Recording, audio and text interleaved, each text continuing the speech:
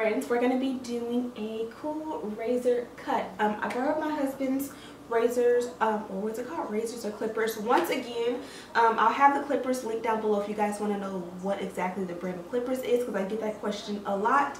But I really want to dye this color. I'm thinking about going a little purple blue color, a hot pink, or even like a denim blue color. I'm really excited to do that, but I figured I really want to do an asymmetrical bob with this hair as well. So it made sense to cut it on camera first and show you how to get a really cool asymmetrical cut before I go ahead and dye it. So if you're interested in seeing how to cut your hair with clippers really quick and easy, especially when it's coarse and dense, stay tuned. I just walked in the room to get some hair ties, and my husband is like, it looks really big and blown out because I just went ahead and detangled it. This is my hair from Westkiss. You guys have seen me go from 613 blonde with this hair, and I reviewed it. And then I toned it and darkened the roots. And I thought it looked not bad, but it just wasn't what I wanted. So I was gonna go ahead and tone it one more time, but then I decided to just go a different color and try again with my next 613 blonde. But I do want to dye this hair. So I'm thinking about doing pink or blue with this hair, but I also want to cut it into an asymmetrical bob, hence the rubber bands. So after I cut the hair, I'll show you the pink that I bought and the blue that I bought, and I'll let you guys decide which one I'll do. But because I was gonna cut it, I figured it would be easier to cut it short first and then dye it, opposed to dyeing it and then cutting it short, just because that'll just make it less work if I was gonna cut it anyways. So today you'll see me do the asymmetrical bob, and then maybe later this week you guys will see me dye it and transform it to pink. The rubber bands right here, mind you, this is going to be my first time using clippers to do an asymmetrical bob, so hopefully I have the right idea. I just took a rubber band and I kind of put it like right, my shoulder's here, so I really wanted it just a little bit above shoulder length, because, well, I guess I would say on this side shoulder length is like right here. It's like a little bit above shoulder length, that way it can sit right above my shoulder and not on my shoulder. And then here I kind of wanted it a little bit below collarbone. So the goal was to use the clippers so that I can start here and go around and kind of hopefully meet here, down here. Hopefully this works out. If not, you're gonna see it be like an ear or a nape bob or something like that, but hopefully this goes well. I just kind of wanted to show you the before and how I'm gonna start with the two hair ties to kind of be my markers. Now let's jump into the tutorial of how I'm gonna cut it, and then I'll be back with my thoughts on the hair as far as now and what I'm gonna do next. So I'm kind of nervous. Here I am just combing the hair out to get it as straight as possible. I'm taking my husband's and his clippers. I do have them linked down below, and I'm just gonna start by cutting that piece that I tied off with the rubber band, and from there I started to just go ahead and cut sort of at a downward angle to meet the other side. And I just realized that the hair is too dense to get through it the way that I want it to, so I just went ahead and used some scissors to kind of help me out to get through it. What I will mention a few times in this video, because I know you guys are gonna remind me a million times, is that this wig is too dense. I put way too many tracks in it for this short cut, so in the back it is very thick and bulky. It was nice for long hair, but for short hair it's too dense. So I will go back obviously after this video, and I'm gonna remove maybe about 2 or 3 tracks in the back because it is sewn together, and it's gonna help the hair to flow much more. But after I cut it, I went ahead and went back to the clippers. The clippers is pretty much the easiest way for me to get like the bob cut without it being too perfect. But again, because this wig is so dense, the scissors just kind of helped me along the way. Now the clippers is going to help me to kind of get the angle that I want. And again, this is my very first time doing this. Practice definitely will make perfect. But you know, you gotta just go ahead and freehand it and try it out. If you don't try it, you never know. So that's pretty much what I am doing here, learning pretty much by practicing. And now, generally speaking, I kind of got the angle that I want. Now I have to just make everything meet and marry perfectly. So you're just going to see from the remainder of this part me just evening it out. I found that using the comb to kind of hold the hair in place kind of made it easier to cut through since it is thick. And now there you see it doesn't meet and marry very well. So again, I'm going to continue to use the comb to kind of give it the shape and the cut that I believe it deserves.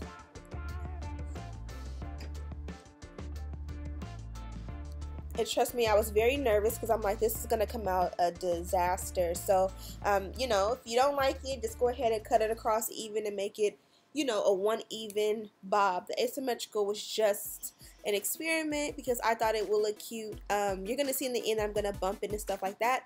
I'm not going to straighten all the hair out on camera because I am going to take this wig directly to the sink to go ahead and dye it a color. So I didn't really feel the need to waste the time to straighten it all out. Here I felt like I got pretty much the mold of what I wanted. Again, just continuing to clean it up and make it so where it all transitions smoothly. You got to continue to comb it out because you will find that every time you comb it out, you find these random straight long pieces that like you literally don't know where they came from.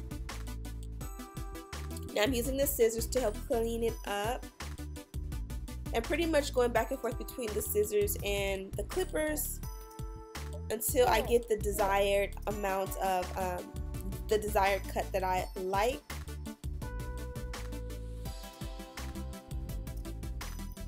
I will be cutting this hair, or I'm sorry, coloring this hair, so don't forget to leave your opinion as to what color you think I should go. At this point I pretty much wanted to go ahead and start straightening it, but I took it off of the mannequin head and you see that there's these random long pieces that were never cut and it's like, where did this come from? So I went ahead and cut those off and that's pretty much it. I'm going to bump it off camera just a little bit so you guys can see the cut. I did bump it too tight, so don't get on me too bad, but it's just so that you guys can see the cut results, not necessarily how I'm going to wear it. I also straightened it out and here we are with the results.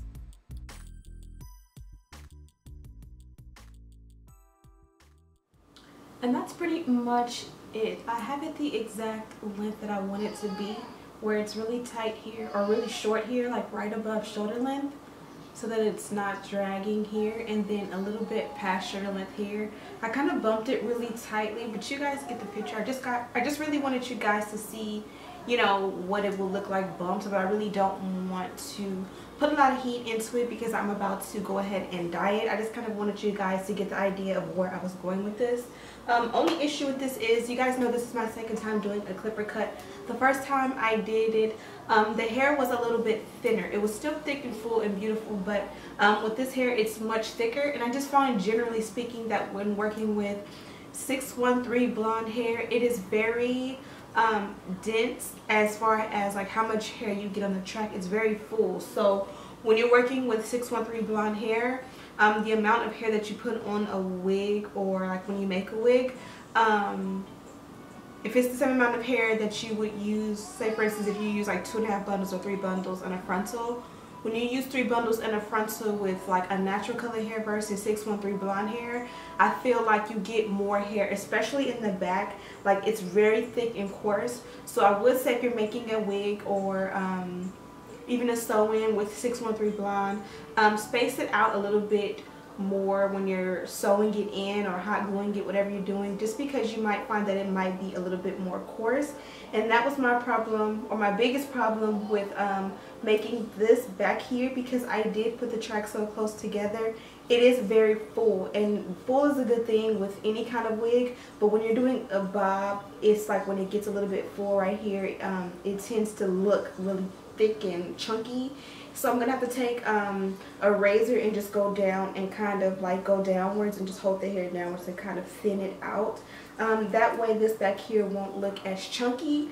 And I'll do that probably later tonight before I go ahead and dye it. But other than that, I love the cut and I love what I got going. It is bumped really tight so that it can kind of fall and be a little bit more natural. The bumping it tight is kind of like when you curl your hair. You kind of curl it tight and then it falls natural.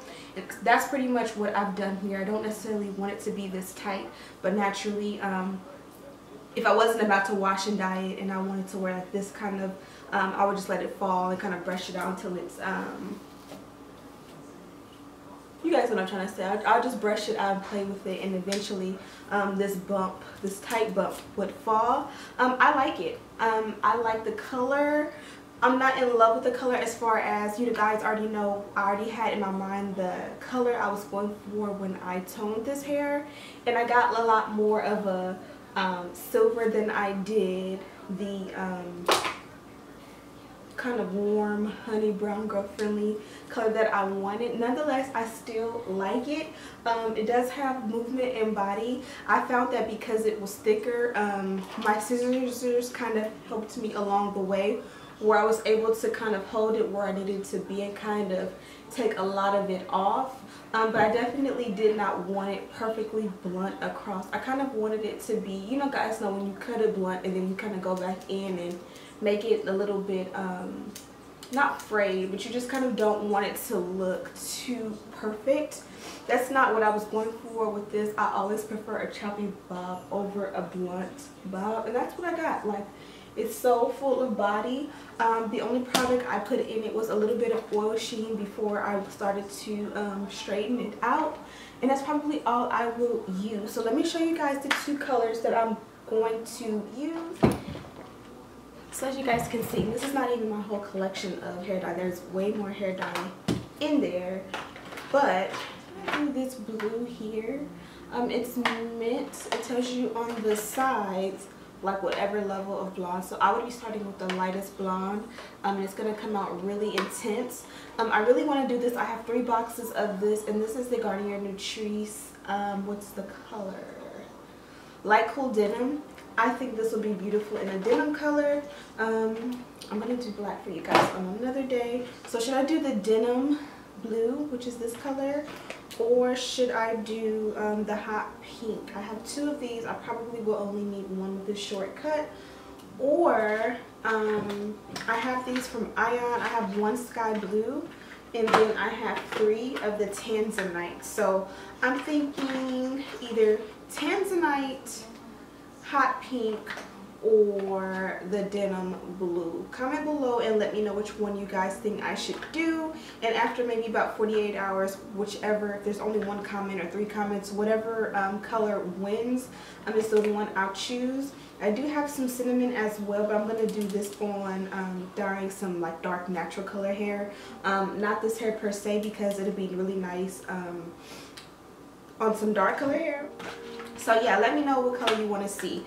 The Tanzanite, which is a nice like purpley kind of color, the hot pink, or the denim blue. Don't forget to comment and let me know which one you want to see, and that will be up later this week, if not earlier next week. Thank you guys so much for watching. As always, all the details on this hair is linked down below. Also, I have my initial review on this hair listed down below, and that's when the hair was 613 blonde.